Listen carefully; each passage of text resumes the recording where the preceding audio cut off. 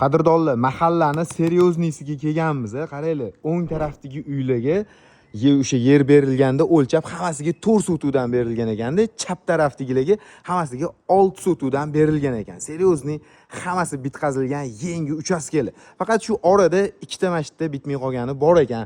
Okamizni o'zim uchun mehr berib qilganman. Endi ba'zi bir sabablarga ko'ra hozir sotyapman deyaptilar. Umumiy maydoni 4 sotuv uchastkamizni oldi fasadini ko'ryapsizlar, kattaligini. Asosiy kirish eshigi bu yoq tarafdan darvoza bo'ladi, mashina olib kirish uchun garaji naveslari qilingan.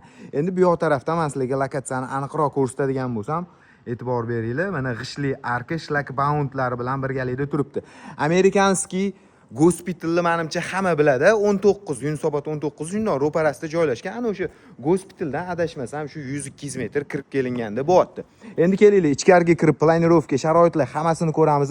Video davomida men narxlar bilan aytib o'taman. Qani bismillah deb hovliga kiramiz. Binoni qaranglar, bahaybat qilib juda chiroyli qurib qo'yishibdi imoratni.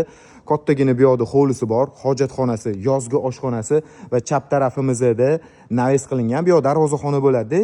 Bu yoqdan o'tadigan bo'lsa, uyimizning orqa tarafidan o'tib turib, yerto'laga ham tushsak bo'lar ekanda. Yerto'lamiz ham yaxlit qilingan. Uy ichidan ham tushsak bo'ladi, shu orqa tarafdan ham tushsak bo'ladi.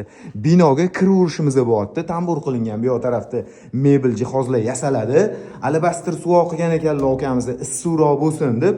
Endi kirib kelganimizda chap tarafdagi birinchi ko'radigan xonamiz bu kattagina mehmonxona bo'lsa, o'ng tarafda kattagina ikkinchi xona. Endi buni hol desak ham bo'ladi, xohlasanglar xona qilib olasizlar. Mapdan razvijnoy qilinadigan bo'lsa, bu yoqda kattagina oshxonasi.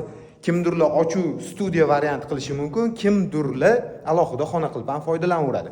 Xo'p, bu yoqdan yerto'laga tushishimiz mumkin. Buni yonginasida ota-onalar uchun mo'ljallangan yotoqxona, o'zini garderobi, sanuzli bilan birgalikda bo'lsa, buni yonida yana bitta xuddi shunaqa xona.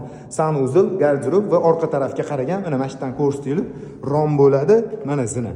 Kengligiga ahamiyat berasizlar.